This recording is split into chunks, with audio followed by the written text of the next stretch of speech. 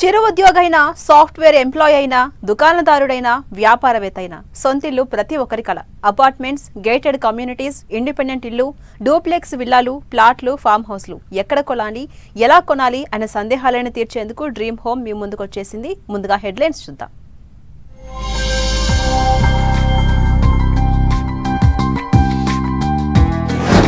దేశవ్యాప్తంగా పెరిగిపోతున్న ఇంటి అద్దెలు. హైదరాబాద్లో 4.5% పెరిగిన హౌస్ రెంట్స్.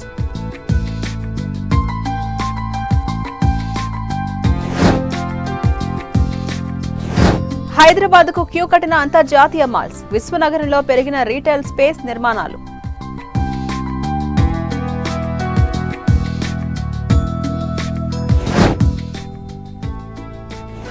రియాలిటీ రంగంలో పెరుగుతున్న పెట్టుబడులు. సేఫ్ ఇన్వెస్ట్మెంట్ గా స్థిరాస్తికి జై కొడుతున్న మెజారిటీ ప్రజలు.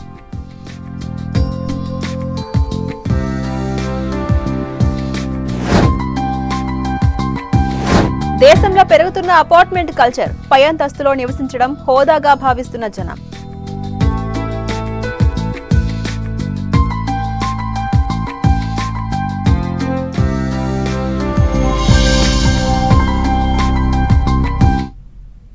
అపార్ట్మెంట్.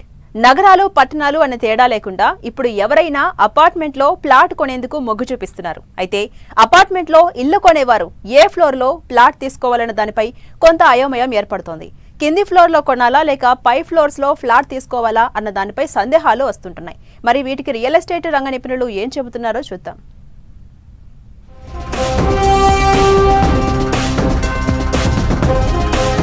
పెరుగుతున్న అపార్ట్మెంట్ కల్చర్. అపార్ట్మెంట్లో ఏ ఫ్లోర్లో ఫ్లాట్ కొనాలి, కింది ఫ్లోర్లో కొంటే అనుకూలతలేంటి, పై అంతస్తులో ఉంటే ప్రతికూలతలేంటి?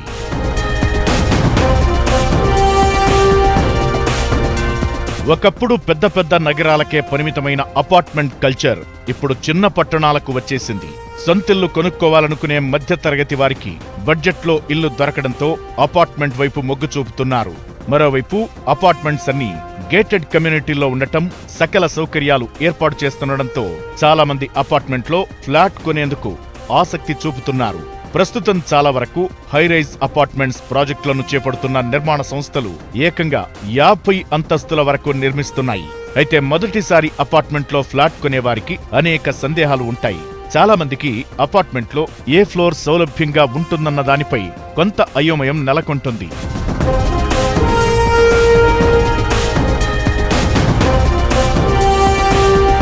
ప్రధానంగా అపార్ట్మెంట్లో ఫ్లాట్ను కొనే ముందు ఆ ప్రాజెక్టు ఉన్న ప్రాంతం, పరిసరాలు, మౌలిక వసతులు, రవాణా సౌకర్యాలు వంటివి పరిశీలించాలని రియల్ ఎస్టేట్ రంగ నిపుణులు చెబుతున్నారు. ఇంటి బడ్జెట్తో పాటు భవిష్యత్తులో వృద్ధికి సంబంధించిన అవకాశాలను బేరీజు వేసుకోవాలి. ఇక ఏ అంతస్తులో ఫ్లాట్ కొనాలన్నది చాలా మందిలో మెదిలే ప్రశ్న. 5 నుంచి 10 అంతస్తుల్లోని అపార్ట్మెంట్స్ లో ఏ ఫ్లోర్ తీసుకోవాలన్నది తేల్చుకోవడం కష్టమంటే ఇప్పుడు 50 అంతస్తులకు పైన హైరైజ్డ్ అపార్ట్మెంట్స్ వెలుస్తున్నాయి. అపార్ట్మెంట్స్ లో అంతస్తుల ఎంపిక విషయంలో వారి వారి అవసరాలు, కుటుంబ సభ్యుల ఇంట్రెస్ట్ ను బట్టి నిర్ణయం తీసుకోవాలని నిపుణులు సూచిస్తున్నారు. ఫ్లోర్స్ ఎంపిక సందర్భంగా ప్రతి దాంట్లోనూ సానుకూల, ప్రతికూల అంశాలు ఉన్నాయని చెబుతున్నారు. మీరు ఒక 20 years బ్యాక్ ట్రెండ్ చూస్తుంటే ఫస్ట్ కింద floors, first floor, second floor అలా ఫిల్ అయ్యేది.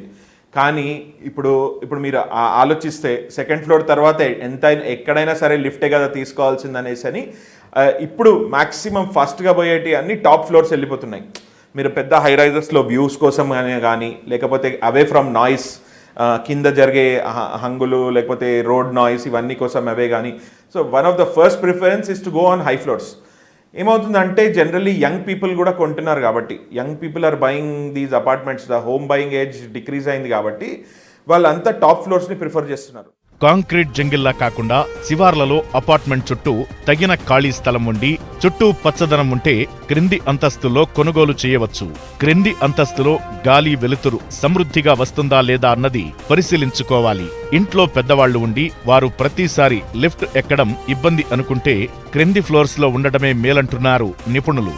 క్రింది అంతస్తులో ఉంటే అపార్ట్మెంట్స్ కు వచ్చిపోయే వారి సందడితో కొంత ఇబ్బందిగా ఉంటుంది. అంతేకాకుండా క్రింది ఫ్లోర్స్ లో భద్రతాపరంగా కూడా ఇబ్బంది ఉండవచ్చని రియల్ రంగ నిపుణులు అంటున్నారు.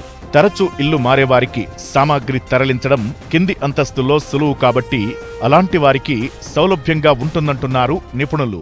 కింది ఫ్లోర్స్ కూడా డిమాండ్ ఎందుకు ఉండదంటే చాలా మటుకు మీకు మార్టిగేజ్ క్లాస్లో తీసుకుంటే కింది ఫ్లోర్స్లో ఇస్తారు. సో అది లాస్ట్లో పోతాయి. అండ్ అయినా కొంచెం సీనియర్ సిటిజన్స్ వాళ్ళు కింది ఫ్లోర్స్లో ప్రిఫర్ చేస్తారనమాట. అది ఇవాళ రేపు మేము చూస్తున్న ట్రెండ్. ఇక కాస్త థ్రిల్ కోరుకునేవారు పై అంతస్తుల్లో కొనుక్కోవడం మేలంటున్నారు నిపుణులు. ప్రధానంగా పై ఫ్లోర్స్ లో ఉంటే గాలి వెలుతురు కావలసినంత వస్తుంది. బాల్కనీల్లోంచి చూస్తే చుట్టూ పరిసరాలన్నీ కనిపిస్తాయి. ముఖ్యంగా సౌండ్ పొల్యూషన్ ఉండదు. పై అంతస్తులోకి దోమలు కూడా రావని చెబుతున్నారు. నగరమంతా కనిపించడంతో ఆహ్లాదకరంగా ఉంటుంది. పై అంతస్తులో ఉంటే మిగతా వారి రాకపోకలు తక్కువగా ఉండటంతో ప్రశాంత వాతావరణం ఉంటుంది. అంతేకాకుండా భద్రతాపరమైన సమస్యలు పెద్దగా ఎదురవ్వవు. పైగా పై అంతస్తుల్లో నివసించడం అంటే ఇప్పుడు హోదాగా భావిస్తున్నారు. అయితే పై అంతస్తుల్లోంచి ప్రతిసారి కిందకు రావాలంటే లిఫ్టుల్లోనే టైం గడిచిపోతుంది. అంతేకాకుండా అత్యవసర సమయాల్లో క్రిందికి రావాలంటే సమయం పడుతుంది. ఇలా అన్నీ బేరీజు వేసుకున్నాక ఎటూ తేల్చుకోలేకపోతే మాత్రం మధ్య అంతస్తుల్లో ఫ్లాట్ కొనుక్కోవాలని రియల్ రంగ నిపుణులు సూచిస్తున్నారు.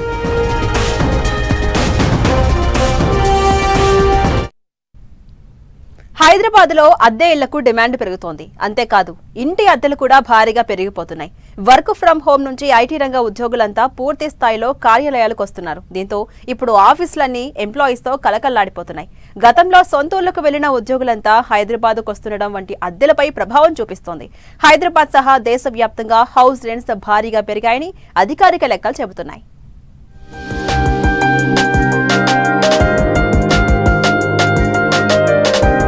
దేశవ్యాప్తంగా పెరిగిపోతున్న ఇంటి అద్దెలు. హైదరాబాద్లో 4.5% పెరిగిన హౌస్ రెంట్స్. ప్రాంతాన్ని బట్టి 2,000 నుంచి 10,000 పెరిగిన ఇంటి అద్దె. మణికొండ ప్రాంతంలో 18,000 నుంచి 21,000కు పెరిగిన రెంట్స్. గచ్చిబౌలి హైటెక్ సిటీ ప్రాంతాల్లో కనీస అద్దె 28,000. దేశవ్యాప్తంగా రియల్ ఎస్టేట్ రంగం మెల్లమెల్లగా కుదుట పడుతోంది. వర్క్ ఫ్రం హోం పద్ధతిలో పనిచేసిన ఐటీ ఉద్యోగులు మళ్లీ ఆఫీస్ బాట పడుతున్నారు. దీంతో మెట్రో నగరాల్లోని ఐటీ కార్యాలయాలన్నీ కళకళలాడుతున్నాయి. ఐటీ ఉద్యోగులతో పాటు ఫార్మా, ఫైనాన్స్, బ్యాంకింగ్, మ్యానుఫ్యాక్చరింగ్ రంగాల్లోని ఉద్యోగులు, కార్మికులు పూర్తి స్థాయిలో పనిచేస్తున్నారు. వర్క్ ఫ్రం హోం నుంచి కార్యాలయాలకు వచ్చి పనిచేయడం మొదలవడంతో సొంత ప్రాంతాల నుంచి నగరాలు, పట్టణాలకు వచ్చేస్తున్నారు ఉద్యోగులు. దీంతో దేశవ్యాప్తంగా ప్రధాన నగరాల్లో అద్దె ఇళ్లకు భారీ డిమాండ్ ఏర్పడింది. ఎక్కడ టూలెట్ బోర్డు కనిపించినా వెంటనే ఎవరో ఒకరు అద్దెకు దిగిపోతున్నారు. ఇటువంటి సానుకూల పరిస్థితుల్లో అనూహ్యంగా ఇంటి అద్దెలపై ప్రభావం పడుతోంది. ఈ క్రమంలో ఇంటి రెంట్స్ క్రమంగా పెరుగుతున్నాయి. ముఖ్యంగా ఐటీ కంపెనీలు, ప్రధాన కార్యాలయాలు ఉన్న ప్రాంతాల్లో గృహాల అద్దెలు బాగా పెరిగిపోయాయి.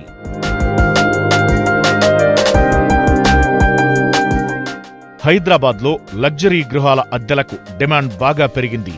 గత 3 నెలల కాలంలో హైదరాబాద్ అద్దె ఇళ్లకు 22% మేర డిమాండ్ పెరిగిందని లెక్కలు చెబుతున్నాయి. ఇదే సమయంలో గ్రేటర్ సిటీలో డబుల్ బెడ్రూమ్ ఇళ్లకు కూడా భారీగా డిమాండ్ ఏర్పడింది. మొత్తం హౌస్ రెంట్ మార్కెట్లో డబుల్ బెడ్రూమ్ ఇళ్ల వాటా 55% కాగా సింగిల్ బెడ్రూమ్ వాటా 23%గా 3 BHK అద్దె ఇళ్ల డిమాండ్ 20%గా ఉంది. ఈ క్రమంలో హైదరాబాద్లో ఇంటి అద్దెలు సగటున 5% పెరిగినట్లు లెక్కలు చెబుతున్నాయి. మణికొండ, కూకట్పల్లి, మాదాపూర్, గచ్చిబౌలి, కొండాపూర్, మియాపూర్, పుప్పాలగూడ, షేక్పేట్, టోలీచౌకీ, ఉప్పల్, ఎల్బీ నగర్ వంటి ప్రాంతాల్లోని అద్దె గృహాలకు డిమాండ్ ఎక్కువగా ఉంది. ప్రధాన ప్రాంతాలలో డిమాండ్కు తగిన గృహాల సప్లై లేకపోవడమే అద్దె పెరుగుదలకు కారణమని ఇండస్ట్రీ ఎక్స్పర్ట్స్ చెబుతున్నారు. అంటే రెంటల్ హౌసెస్కి డిమాండ్ చాలా పెరిగింది. అపార్ట్మెంట్స్ కానీ, ఈవెన్ ఇండిపెండెంట్ హౌసెస్ కానీ, లేకపోతే గేటెడ్ కమ్యూనిటీస్లో ఉన్న హౌసెస్ కానీ రెంట్లు చాలా పెరిగింది అనమాట దానికి. ఇప్పుడు కనుక మీరు చూసుకుంటే వెస్ట్ హైదరాబాద్ అంటే గచ్చిబౌలి, మాదాపూర్, లేకపోతే మణికొండ, లేకపోతే నార్సింగి, లేకపోతే గోపన్పల్లి, కొల్లూరు దాకా, తెల్లాపూర్, కొల్లూరు, ఇవన్నిటి దాకా రెంట్లు భారీగా పెరిగిపోయినాయి. అంటే మీరు మినిమం ఒక 3 బెడ్రూమ్ ఇల్లు తీసుకోవాలంటే 35,000 దాకా రెంట్ వస్తుంది ఏది మన అపార్ట్మెంట్స్లో. ఇంకా ఇండిపెండెంట్ హౌసెస్కి మాత్రం ఇంకా హద్దులు లేకుండా అయిపోయినాయి. అంటే చాలా భారీగా రెంట్లు పెరిగాయి ఇప్పుడు. హైదరాబాద్లో ప్రధాన ప్రాంతాల్లో ఇంటి అద్దెలను గమనిస్తే గచ్చిబౌలిలో డబుల్ బెడ్రూమ్ ఇంటి అద్దె 28,000 రూపాయలు ఉండగా ట్రిపుల్ బెడ్రూమ్ అద్దె 35,000 రూపాయలుగా ఉంది. కొండాపూర్లో 2 BHK 21,000, 3 BHK 30,000 రూపాయల అద్దె చెల్లించాల్సి వస్తోంది. హైటెక్ సిటీ ప్రాంతంలో 2 BHK 32,000, 3 BHK 47,000 అద్దె ఉంది. మాదాపూర్లో డబుల్ బెడ్రూమ్ ఇంటి అద్దె 24,000 ఉండగా ట్రిపుల్ బెడ్రూమ్ ఇంటి అద్దె 32,000 రూపాయలుగా ఉంది. కోకాపేట్లో 2 BHK సగటు ఇంటి అద్దె 26,000, 3 BHK 36,000 పలుకుతోంది. ఇక నార్సింగిలో డబుల్ బెడ్రూమ్ సగటు ఇంటి అద్దె 22,000 కాగా ట్రిపుల్ బెడ్రూమ్ ఇంటి రెంట్ 32,000. కూకట్పల్లిలో 2 BHK rent 18,000, 3 BHK rent 25,000. Banjara Hills లో 2 BHK ఇంటి అద్దె 30,000, ట్రిపుల్ బెడ్రూమ్ ఇంటి అద్దె 40,000గా ఉంది. జూబ్లీహిల్స్ లో 2 BHK ఇంటి రెంట్ సగటున 33,000 కాగా 3 BHK ఇంటి రెంట్ 43,000. అటు మణికొండలో 2 BHK బెడ్రూమ్ ఇంటి రెంట్ 21,000 కాగా ట్రిపుల్ బెడ్రూమ్ ఇంటి అద్దె 28,000గా ఉంది.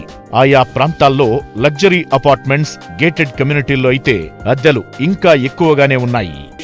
వల్ల మీకు రెంట్స్ ఎక్కువ వస్తుంది. కానీ మన నగరంలో బ్యూటీ ఏంటంటే మెట్రో చేయడం వల్ల, లేకపోతే ఔటర్ రింగ్ రోడ్ వల్ల మీకు location to reach west Hyderabad office sections is become very easy అనమాట. దానివల్ల మనకు రెంట్స్ బాగా పెరిగాయి. లాస్ట్ కొన్ని ఎవ్రీ ఇయర్ చూసుకుంటే రెంట్స్ మినిమం 15% పెరుగుతూనే వస్తున్నాయి రెంట్స్. సో అంటే మెయింటెనెన్స్ కూడా బాగా చేస్తారు. ఇప్పుడు రూల్స్ బాగా వచ్చాయి, రెంటల్ అగ్రిమెంట్స్ బాగా చేస్తున్నారు. So people are willing to give more houses for rent. అంటే ఇంతకుముందు రెంటల్ ఇన్కమ్ పెంచుకోవాలి అని ఇంతకుముందు కంటే ఇప్పుడు చాలా పెరిగింది పీపుల్లో. అంటే that is one type of investment to do అనమాట. మొత్తానికి హైదరాబాద్లో ఇంటి అద్దెలు పెరగడం సామాన్య మధ్యతరగతి వారిని ఆందోళనకు గురిచేస్తోంది. ఉద్యోగాలు చేస్తున్న వారి వేతనాలు పెరగడం లేదు గాని గృహాల అద్దెలు మాత్రం పెరిగాయని, వచ్చిన జీతంలో సగానికి పైగా ఇంటి రెంట్కే ఖర్చవుతోందని ప్రజలు వాపోతున్నారు.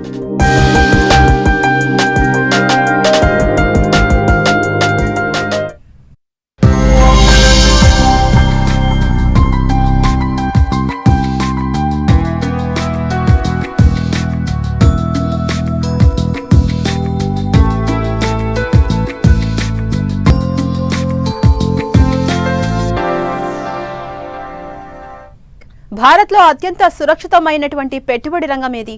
ఎందులో ఇన్వెస్ట్ చేస్తే త్వరగా దాని విలువ పెరుగుతుంది అంటే టక్కున వినిపించే పేరు రియల్ ఎస్టేట్. అవును, మన దేశంలో సుమారు 50% మంది స్థిరాస్తి రంగంలో పెట్టుబడి పెట్టేందుకు ఆసక్తి చూపిస్తున్నారు. రియాలిటీ రంగంలో ఇన్వెస్ట్ చేస్తే రాబడి బాగుంటుందని ఏకంగా 48% మంది అభిప్రాయం వ్యక్తం చేస్తున్నారు.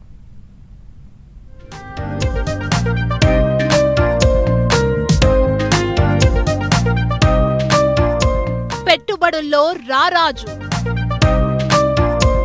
పెట్టుబడికి రియల్ ఎస్టేట్ రంగమే బెటర్.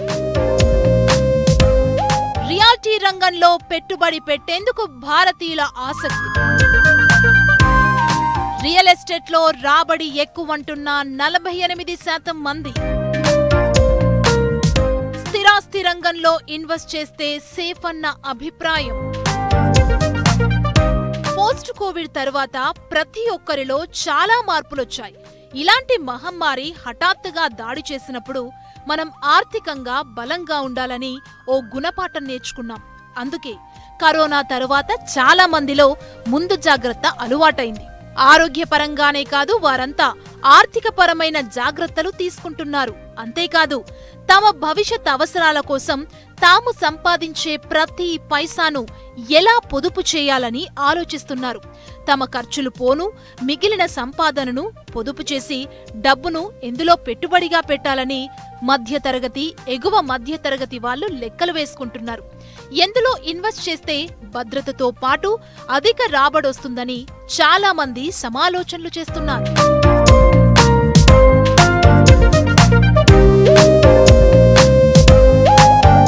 మన దేశంలో చాలా మంది రియల్ ఎస్టేట్ రంగంలో పెట్టుబడులు పెట్టేందుకు మక్కువ చూపుతున్నారు.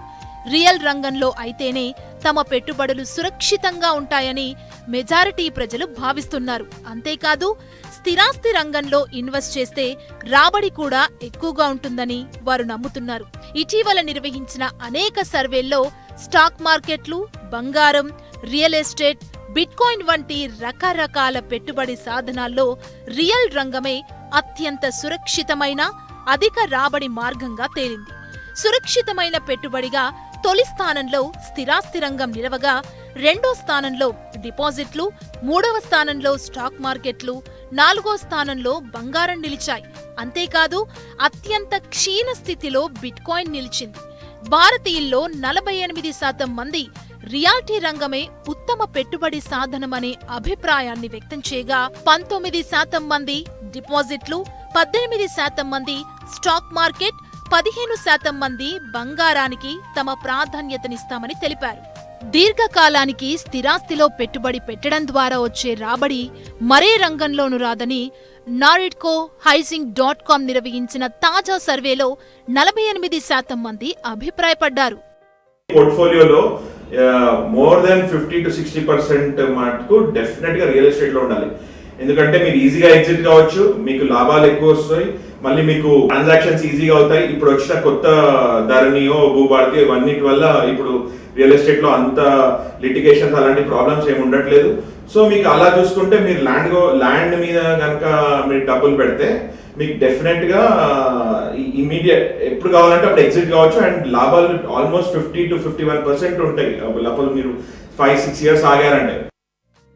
వర్క్ ఫ్రం హోమ్, హైబ్రిడ్ పని విధానం కొనసాగుతుండడం, రియల్ డెవలపర్ల ఆఫర్లు, తక్కువ బ్యాంకు వడ్డీ రేట్ల కారణంగా చాలా మంది తమ పెట్టుబడులను ఇండిపెండెంట్ హౌసెస్, అపార్ట్మెంట్ ప్లాట్స్ కొనేందుకు ఆసక్తి చూపుతున్నారు. బడ్జెట్కు అనుగుణంగా విల్లాలు, ఓపెన్ ప్లాట్లు, ఫామ్ ల్యాండ్ వరకు స్థిరాస్తులు కొంటున్నారు. ఇంటికి అద్దెలొస్తాయని కొందరు, దాంతో పాటు స్థిరాస్తి విలువ కూడా పెరుగుతుందని మరికొందరు రియల్ ఎస్టేట్ రంగంలో పెట్టుబడి పెడుతున్నారు.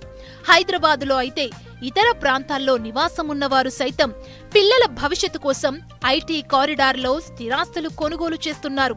ఇల్లిక్కడ ఒకంత ఖరీదే అయినా ఆస్తి విలువ సైతం అదే స్థాయిలో పెరుగుతుందనే ఉద్దేశంతో కొనుగోలు చేస్తున్నారని నిర్మాణదారులు చెబుతున్నారు. రియల్ రంగంలో పెట్టుబడి పెడితే ప్రతి సంవత్సరం 10 నుంచి 20% ప్రాపర్టీ విలువ పెరిగే అవకాశం ఉండటంతో అప్పటికే సొంత ఇల్లున్నవాళ్లు సైతం మరో ప్రాపర్టీని కొనేందుకు మొగ్గు చూపుతున్నారు. సుమారు 43% మంది వినియోగదారులు పెట్టుబడి రీత్యా రెండో ఇంటి కొనుగోలు కోసం ప్రయత్నిస్తున్నారని నారిడ్కో హైజింగ్.com సర్వేలో తేలింది. Real estate is undoubtedly the best investment. మీరు ల్యాండ్లో పెట్టకుండా మీరు ఒక అపార్ట్మెంట్లో కొన్నారనుకోండి, అది మీకు రెంటల్ ఇన్కమ్ ఈల్డ్ కూడా ఇస్తుంది. So me not only that your land పెరుగుతుంది, ఎందుకంటే అన్డివైడెడ్ ల్యాండ్ షేర్ వస్తుంది. అపార్ట్మెంట్ మీరు సెకండ్ హౌస్గా కొని రెంట్ ఇచ్చారంటే మీకు మంత్లీ రెంట్ వస్తుంది. ప్లస్ మీ అపార్ట్మెంట్ కూడా సేఫ్ ఉంటుంది. ప్లస్ మీరు అలాగే property transfer you can transfer to your kids, or you can always sell that property and exit out and buy something else. So అలాంటివి మీరు ప్లాన్ చేసుకోవచ్చు. డెఫినెట్గా ఈ మ్యూచువల్ ఫండ్స్, గోల్డ్ ఇవన్నీ ఎంతున్నా కానీ real estate is the best investment in across all spectrums అన్నమాట. మార్కెట్లో ఉన్న ఇతర పెట్టుబడి సాధనాలతో పోలిస్తే రియల్ ఎస్టేట్ రంగంలో దీర్ఘకాలానికి పెట్టే పెట్టుబడి సురక్షితమైందేనని నిపుణులు చెబుతున్నారు. ఈ రంగంలో కళ్ల ముందే మన పెట్టుబడి రూపంలో కనిపిస్తూ ఉంటుంది. అందులోనూ హైదరాబాద్ లాంటి స్థిరమైన రియాల్టీ మార్కెట్లో ధరలు పెరగడమే తప్ప తగ్గడం ఇప్పటి వరకు జరగలేదు. ఆర్థిక మందగమనం వంటి ప్రతికూల పరిస్థితుల్లోనూ ఇబ్బందులు తక్కువేనని 82% మంది అభిప్రాయపడ్డారంటే రియాల్టీ రంగంలో ఇన్వెస్ట్మెంట్ పై ఎంత నమ్మకముందో అర్థం చేసుకోవచ్చు. అయితే రియల్ ఎస్టేట్ రంగంలో పెట్టుబడి పెట్టే ముందు సరైన ప్రాంతం, నమ్మకమైన డెవలపర్, మంచి ట్రాక్ రికార్డున్న బిల్డర్ని ఎంచుకోవడం చాలా ముఖ్యమని ఇండస్ట్రీ ఎక్స్పర్ట్స్ సూచిస్తున్నారు.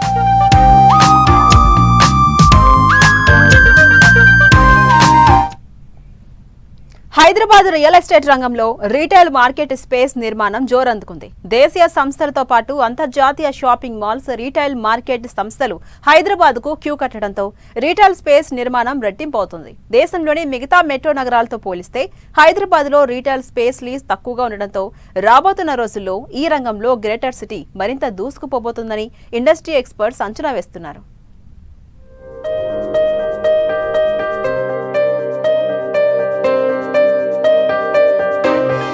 అందరి చూపు హైదరాబాదు వైపే. హైదరాబాద్కు క్యూ కట్టిన అంతర్జాతీయ మాల్స్, విశ్వనగరంలో పెరిగిన రీటైల్ స్పేస్ నిర్మాణాలు.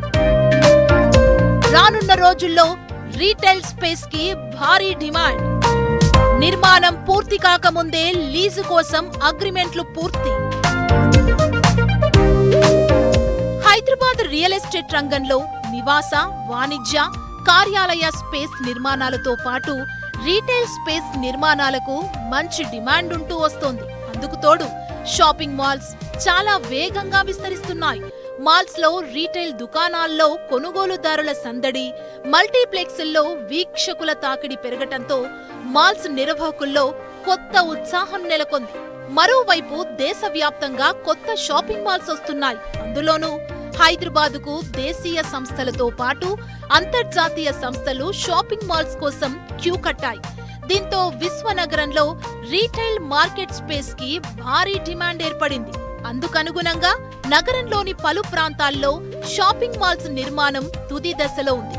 హైదరాబాద్ లో డిమాండ్ ఉన్న ప్రాంతాల్లో రీటైల్ స్పేస్ నిర్మాణం పూర్తి కాకముందే లీజులకు సంబంధించిన అగ్రిమెంట్స్ జరుగుతున్నాయి.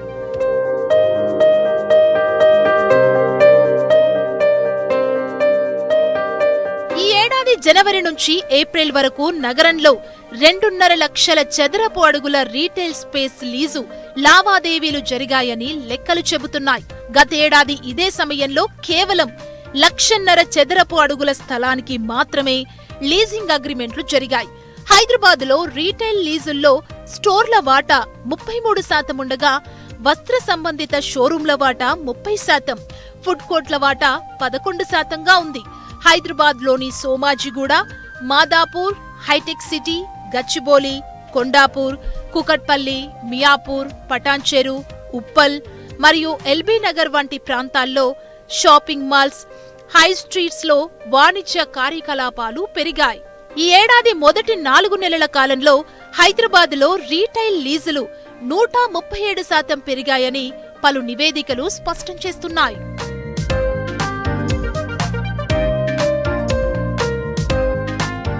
దేశంలోని మిగతా మెట్రో నగరాలతో పోలిస్తే హైదరాబాద్ లో రీటైల్ స్పేస్ లీజు తక్కువగా ఉండడం కలిసొస్తుందని నిపుణులు చెబుతున్నారు.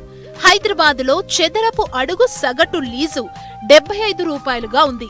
ఇక ఈ ఏడాది చివరి నాటికి దేశంలోని 8 ప్రధాన నగరాల్లో రీటైల్ లీజులు 22 నుంచి 32% మేర పెరిగి 80 లక్షల నుంచి 1 కోటి చదరపు అడుగులకు చేరుతుందని ఇండస్ట్రీ వర్గాలు అంచనా వేస్తున్నాయి.